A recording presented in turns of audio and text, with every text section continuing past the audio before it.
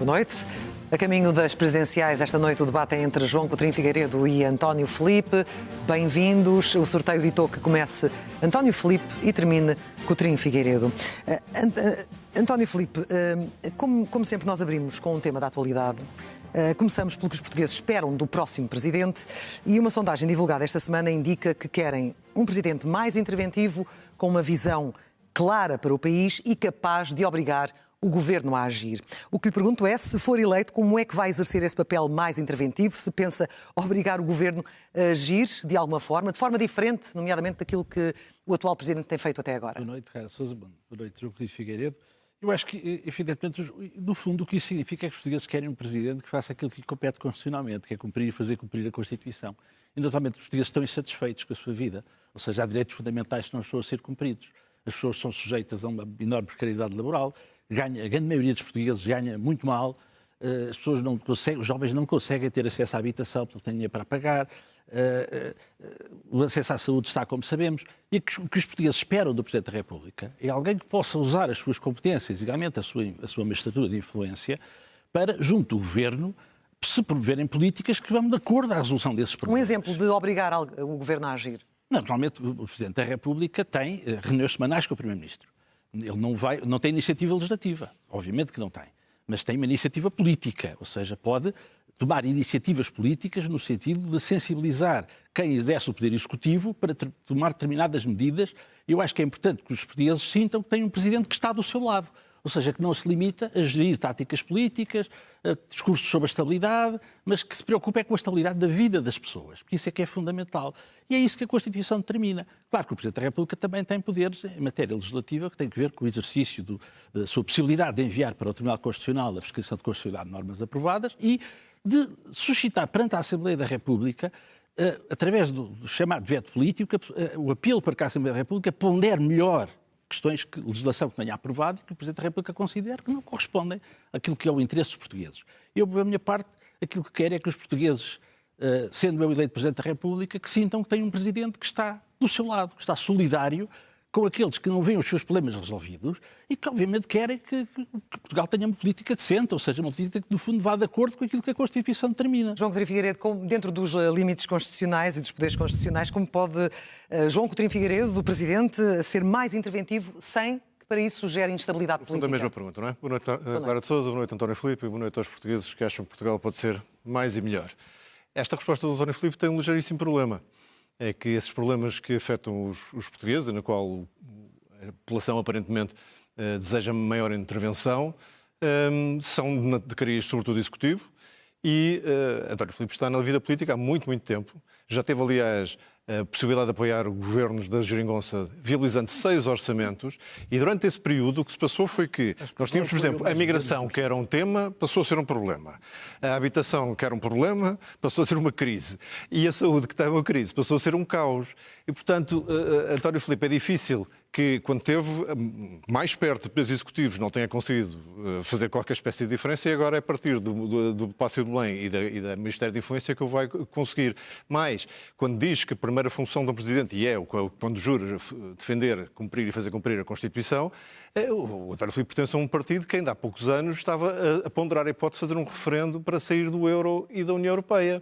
Coisa que é um incumprimento específico da Constituição. Vai jurar cumprir uma Constituição na qual não acredita, porque gostaria de sair do euro e da União Europeia. A menos que me diga agora aqui essa grande novidade, que de repente o PCP, que tem votado contra todas as transposições diretivas europeias, de repente já defende a permanência na União Europeia, a permanência no euro ou a permanência na NATO. Isso então era o paragono do dia. Portanto, acho que um Presidente deve ser interventivo na exigência que coloca. E no que é que um Presidente liberal servirá melhor os interesses do país? Esse é o primeiro equívoco que vamos já resolver.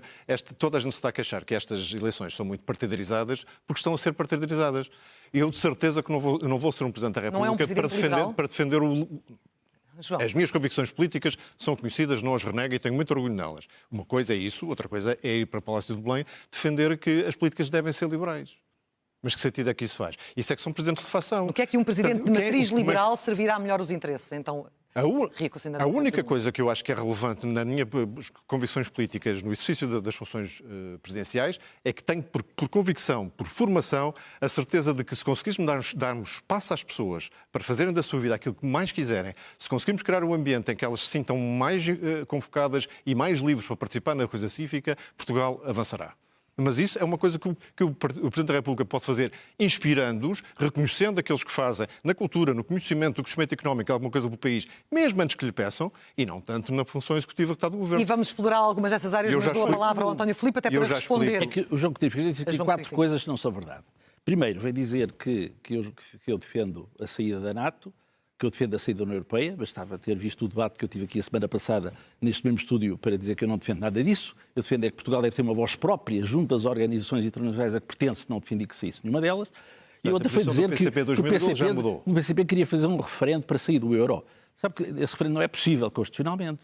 O que se defendeu na altura, que eu defendi, não estou aqui como partidos, eu defendi foi que a ratificação por Portugal dos tratados relativos à União Europeia deviam ter sido submetidos a referendo. Está previsto na Constituição. Isso é uma coisa. Exato, isso defendi, muito bem.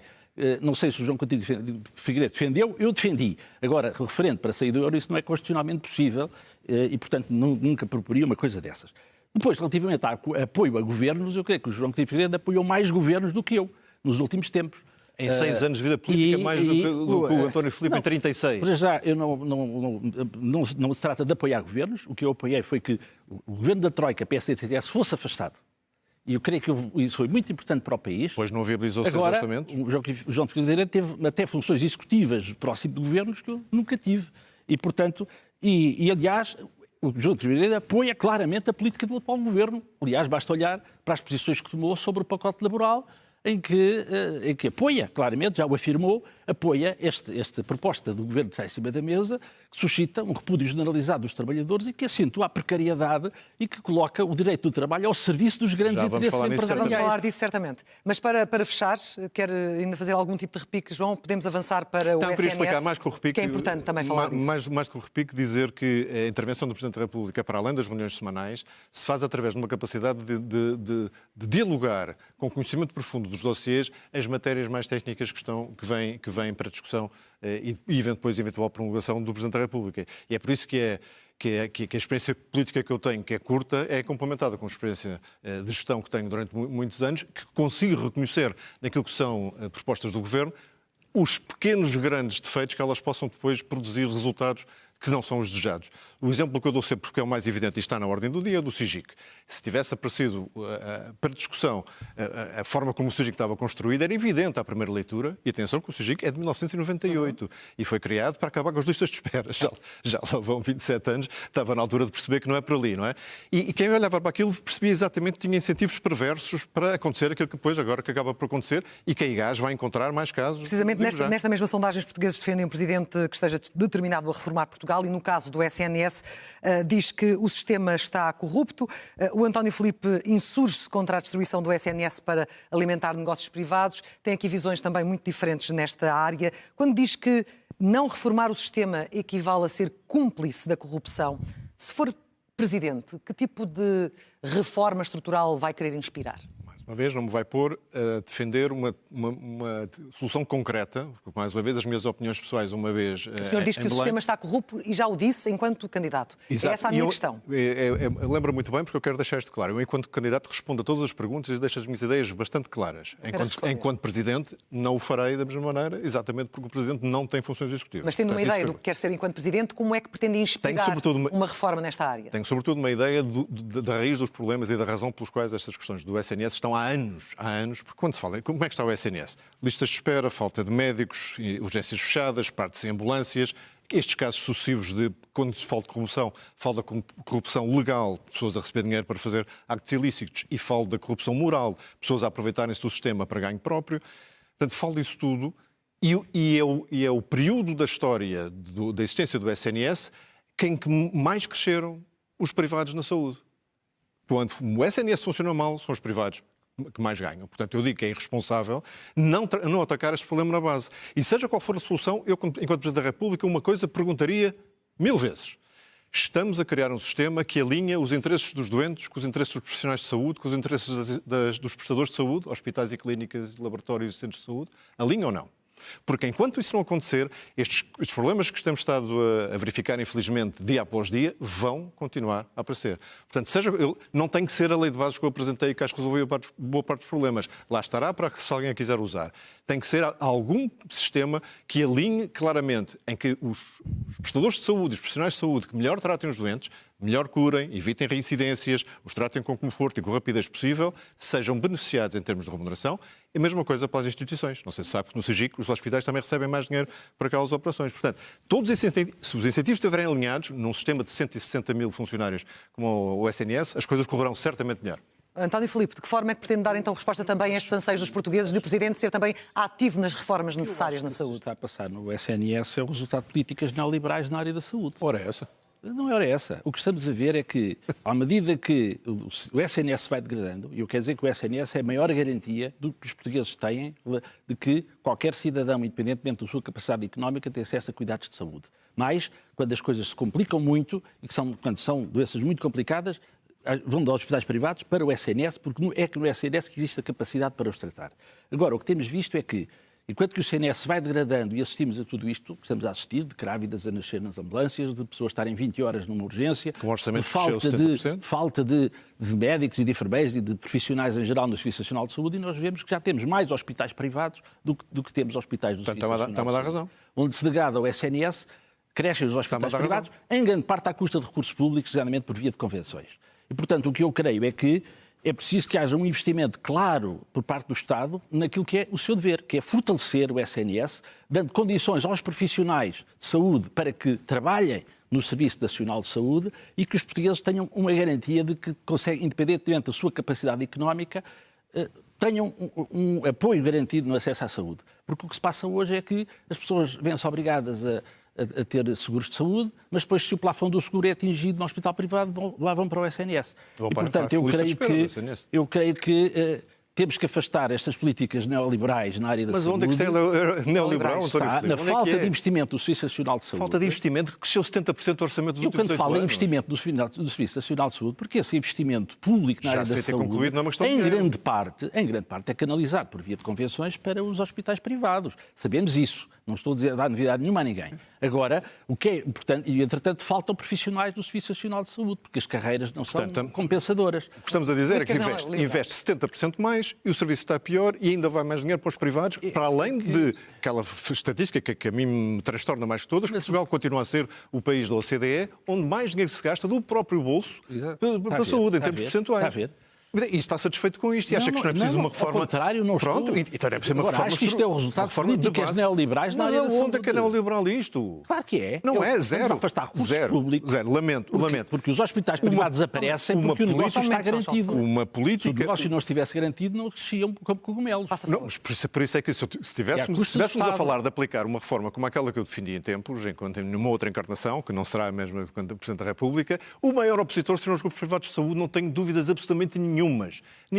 Porque o centro de qualquer sistema, e aqui não estou a falar só de saúde, estou a falar de educação, que é exatamente a mesma coisa, as pessoas, neste caso, os utentes do Serviço Nacional de Saúde, na educação, os pais ou os alunos, depois de terem idade suficiente, a sua escolha deve ser livre e devem poder optar pelo prestador de serviços de educação ou de saúde que mais querem. Se não houver isso, essa postura que nunca houve no SNS, as pessoas têm que ir ao hospital da sua área de residência ou têm que ir para a escola da sua área de residência, impede que o sistema tem em si as capacidades de se autorregenerar e melhorar. Impede. Isto tem zero a ver com a atitude liberal. Zero. E, mais uma vez, eu não estou na corrida para a Presidência da República para impor nenhum modelo de sociedade específico. Isso já percebemos. Vamos concluir o tema. António Filipe. O que me está a dizer é que o Estado não deve ser prestador de serviços essenciais, não deve ser o Estado a garantir os direitos fundamentais, o Estado deve pagar a quem o faz. Não, senhor. Não foi isso que eu disse e, aliás, leu certamente a proposta que fiz na altura. Mas quando diz? Leu certamente a resposta que fiz na altura e os prestadores públicos de saúde estão lá bem no centro. E, para mim, seria encantado da vida se a escolha livre das pessoas fizesse dos organismos e dos prestadores públicos aqueles mais bem-sucedidos. Encantado da vida. Significaria que as pessoas tinham sido curadas, tinham sido bem entendidas e escolhiam lá voltar voltar. Mais, chamava os amigos. António Filipe, para mim é igual. É igual, sempre foi. Eu fui agnóstico em relação a prestador. É público, privado, cooperativo, social. É-me absolutamente indiferente. O que não é indiferente é que as pessoas... Vou equilibrar os tempos. António Filipe, a palavra é sua agora. Como é que se faz esse milagre? Ou seja, o que está a dizer é assim, as pessoas, independentemente da sua capacidade económica, podem escolher. E, portanto, escolho onde é que quero ir, mas o Estado paga. Ou seja, se a pessoa... Talvez para o próximo debate comigo fosse ler a lei de base, está lá explicado. Eu quero saber, eu estou a tentar perceber o que é que nos está a querer defender. Bom, infelizmente, debates de meia hora talvez não sejam fáceis. Candidato, dá-me a dizer que, bom, a pessoa escolhe, mas se a pessoa não tem capacidade económica, quem é que paga a escolha dessa pessoa? É o Estado que paga. Como hoje? Ou seja, está-me a defender, está-me a defender que o Estado deve ser um Estado pagador. Mas eu tenho que não paga hoje, então, 17 mil milhões de euros? Por isso é que eu estou a dizer que está errado. Ou seja, o Estado deve criar condições para ele próprio ser prestador desses serviços. O Estado deve criar condições para as pessoas serem bem tratadas. E não financiar, mas é isso mesmo que eu estou a dizer. Que as pessoas, reforçando o SNS, é a melhor garantia de que as pessoas são bem tratadas. Agora, tenho que me explicar de onde é que veio o milagre da multiplicação dos bens, porque se ao mesmo tempo defende que os mais ricos paguem menos impostos, eu quero saber onde é que o Estado vai buscar os recursos financeiros para financiar, para pagar a privados a prestação designadamente de cuidados de saúde a que eu não tenho condições para o pagar. Ou seja, ao defender o Estado pagador, ao defender que o Estado prestador seja substituído pelo Estado pagador, o que está a fazer é que dizer que o Estado tem que ter recursos para pagar aos privados. Vamos fechar este assunto. Para avançar. Vejo que não leu absolutamente nada da lei de bases que eu propus e ele só leu, não entendeu. Eu acho que não está a saber explicar. Isto só seria mais... Não? É que nem tentei, porque achei que então a pessoa vinha para o debate vinha preparado. Ou é indefensável. Estar acusado de coisas que nem sequer lá estão, parece um bocadinho... Não fui eu que falei do seu projeto de lei de base. Não, mas estou-lhe a dizer que a minha postura em relação à saúde é que os doentes é que têm que ser o centro do sistema. É os interesses deles. E a menos que me diga que os atos médicos, que os portugueses vão ficar de repente muito mais doentes que estão hoje, o número de atos médicos é igual. O número de dados médicos é igual. E, portanto, se um sistema é capaz de acreditar de suportar os dados médicos hoje, e digo-lhe mais, e no modelo que eu defendo, a medicina preventiva e as terapias mais eficazes, embora mais caras no curto prazo, seriam beneficiadas. Porquê? Porque é a cura efetiva do doente que fica em causa e é essa que interessa fazer. Outro dos temas em que certamente não se entendem na reforma da área do trabalho, vamos fechar mesmo. Há um estudo recente da OCDE que diz que 20% dos gastos em saúde são desperdício. Sim. Eu não fui até o fundo da metodologia desse estudo, mas só isso dava para pagar certamente os custos de transição deste modelo que eu estou a defender. António Filipe, vamos falar de uma área que também lhe é muito cara, que é a área do trabalho. Também se tem falado de greves. O João Coutinho Figueiredo também falou disso agora durante a campanha da competitividade. Sempre defendeu o João Coutinho Figueiredo uma maior flexibilização para atrair empresas, para criar emprego. O senhor tem alertado para o risco de maior precariedade, de salários mais baixos, mas sabemos que Portugal tem das maiores taxas de precariedade da Europa, com baixo crescimento salarial, e é com as leis atuais. Como Presidente, que reformas ou reforma apoiaria para aumentar os salários, produtividade, a natalidade, sem assustar as empresas e sem travar a criação de mais emprego? Claro, eu acho que as empresas não têm razões para se assustar. Eu acho que a forma de aumentar os salários em Portugal há duas maneiras. No que se refere à administração pública, é uma decisão política por parte do Estado a tomarem orçamento de Estado. Para o privado é a valorização da contratação coletiva. É por via da valorização da contratação coletiva que é possível aumentar os salários. Porque é por via da contratação coletiva que se consegue tornar equivalente uma desigualdade que existe em termos económicos entre o trabalhador individualmente considerado e a empresa. E é por via sindical, por via da representação sindical de contratação coletiva, que é possível que os trabalhadores consigam fazer valer os seus direitos. Infelizmente, a legislação que temos, ela não é de 1975. A legislação que nós temos 2004. Hoje é o Código de Trabalho Bagão-Félix, que foi aprovado em 2003 e que já sofreu, de 2003 até agora, 24 alterações. A última do que já este ano. Portanto, nós estamos a falar de uma legislação que tem vindo a ser sucessivamente alterada de sentido desfavorável aos trabalhadores e que faz com que já hoje tenhamos não só uma economia de baixos salários, nós temos o salário mínimo líquido são 744 euros por mês. Temos 2,5 milhões de trabalhadores que não levam 1.000 euros para casa. E temos empresas, as 16 maiores empresas do C20, que anunciam que vão distribuir 3,2 mil milhões de euros de dividendos em 2026. Isto está mal. Nós temos não só uma política de baixos salários, como temos uma extrema precarização E aquilo que o Governo agora propõe, que aliás o João Coutinho Figueiredo já manifestou o seu apoio, eu diria quase entusiástico, vai no sentido de tornar a precarização eterna, ao dizer que as pessoas têm que se habituar. Eu acho que as pessoas não têm que se habituar. Não é o facto de isso acontecer todos os dias que é normal. Eu não considero que seja normal que uma pessoa passe a sua vida inteira sem ter um emprego permanente, sem poder ter uma perspectiva, ou seja, está sempre sujeito à precariedade da sua própria vida. Infelizmente é isso que já temos, é isso que querem acentuar. E com outras medidas do género de o ataque aos direitos das mães trabalhadoras, à amamentação, voltar o outsourcing, ou seja, permitir que depois de um despedimento coletivo a empresa recorra ao outsourcing, o que significa que vai subcontratar até os mesmos trabalhadores que acabou de despedir.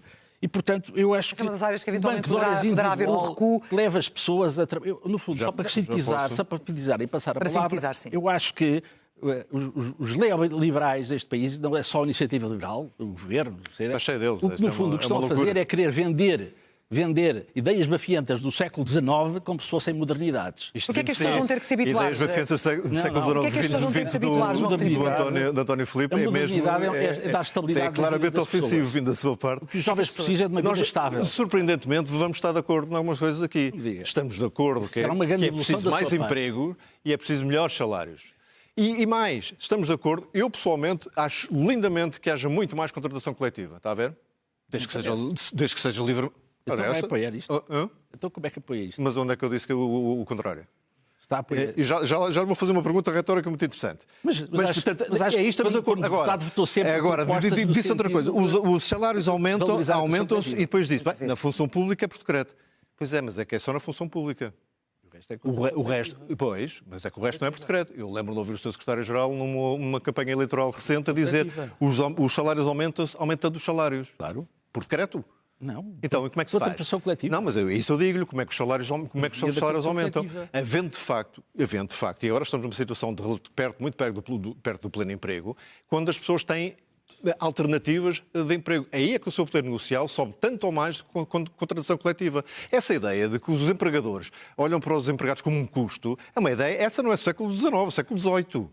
Qualquer empresa que se preze hoje em dia, pelo menos num setor que viva numa concorrência, faz dos seus empregados, dos seus trabalhadores, claramente o seu ativo principal e, portanto, vai querer reter os melhores. E se os melhores tiverem alternativas, vai certamente pagar mais. Só não irá pagar mais se tivermos, por exemplo, um mercado de trabalho onde haja cada vez mais pessoas disponíveis para trabalhar por salário mínimo. Aí sim temos um problema. E é por isso que eu acho que os fenómenos migratórios não têm só efeitos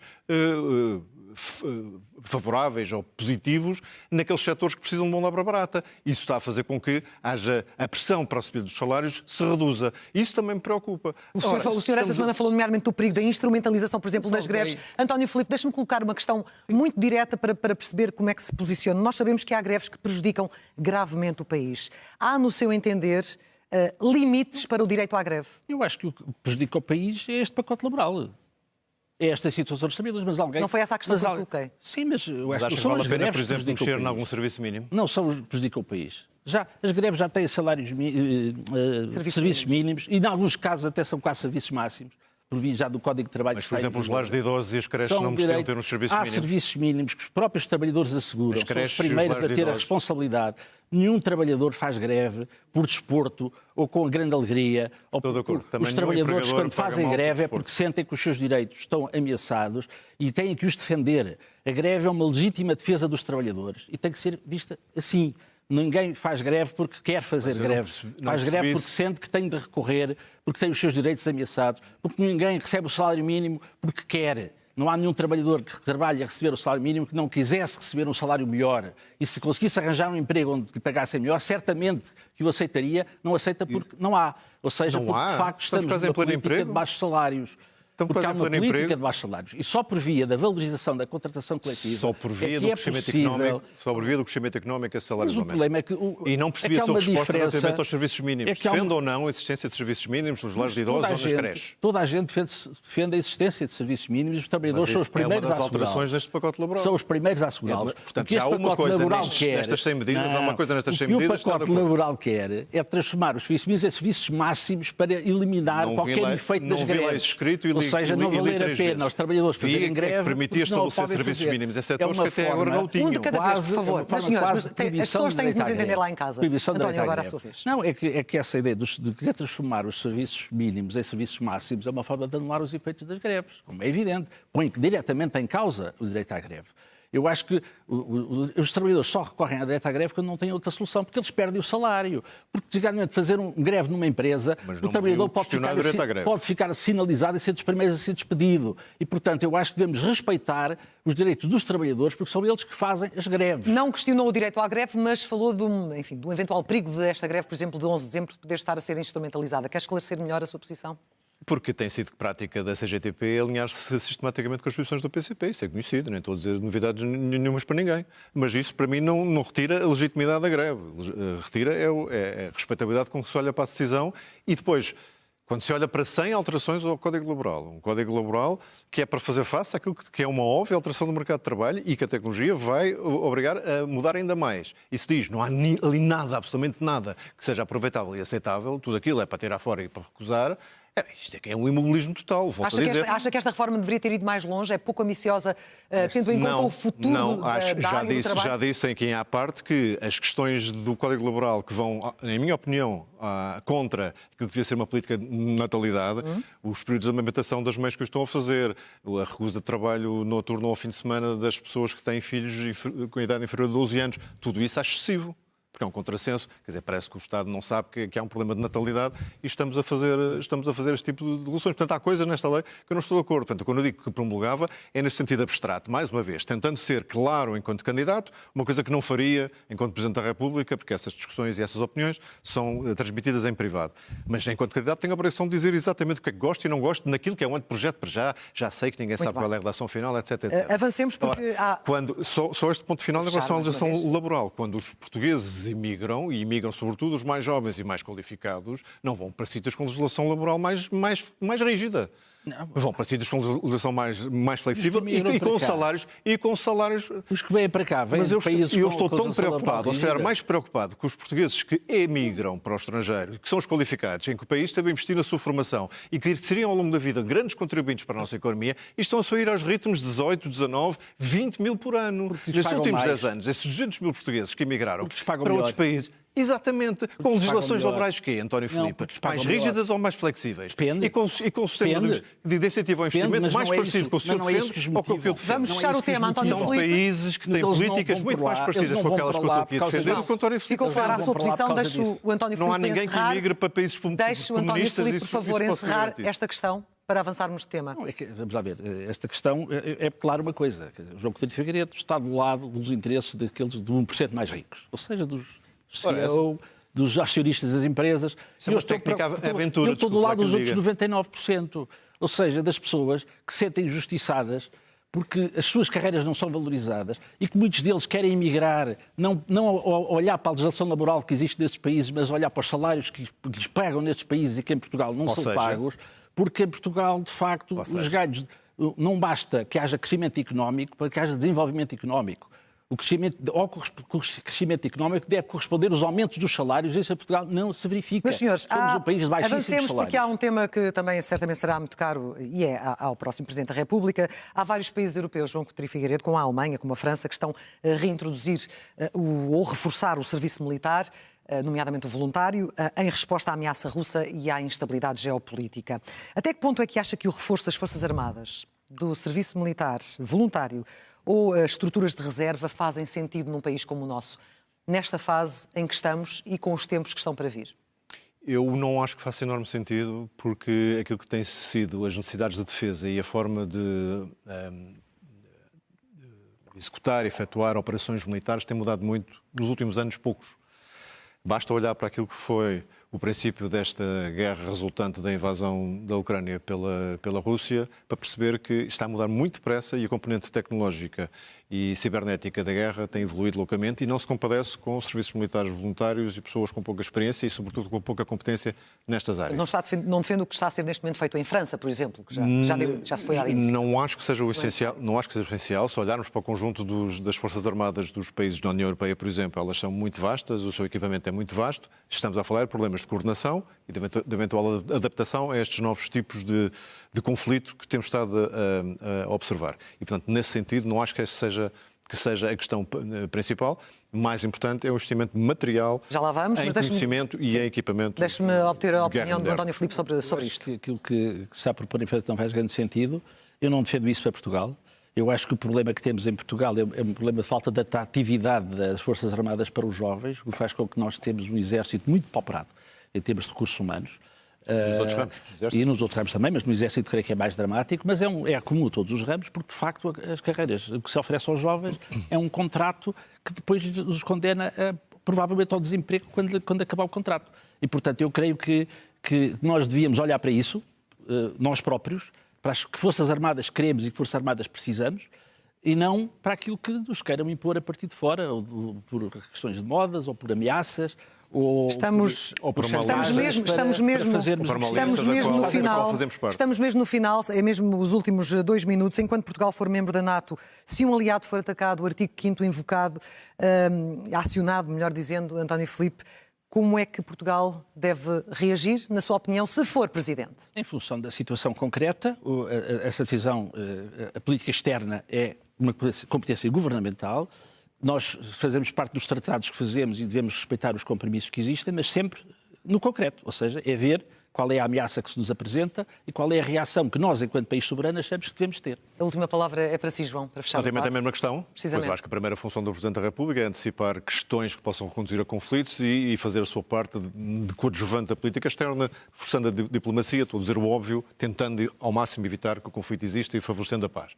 Não sendo isso possível, temos de facto as obrigações internacionais que o António Filipe falava, que temos que respeitar, mas nenhum Presidente da República irá levianamente enviar tropas, embora as pessoas saibam poucas que já há mais de 1.100 militares portugueses em teatros de guerra um pouco por esse mundo fora. São tropas profissionalizadas e, portanto, não é propriamente ir buscar pessoas à rua, jovens, para enviar para frentes de guerra. João. E sim, seria decidido caso a caso, mas sempre dentro deste princípio que se estamos disponíveis para ser ajudados pelos nossos aliados, temos de estar disponíveis para ajudar os nossos aliados. João Coutinho Figueiredo, António Filipe, o nosso tempo chegou ao fim, muito obrigada. O próximo debate na SIC e na SIC Notícias será no próximo sábado, 6 de dezembro, às 9 da noite. Coloca frente a frente António José Seguro e Catarina Martins. Boa noite.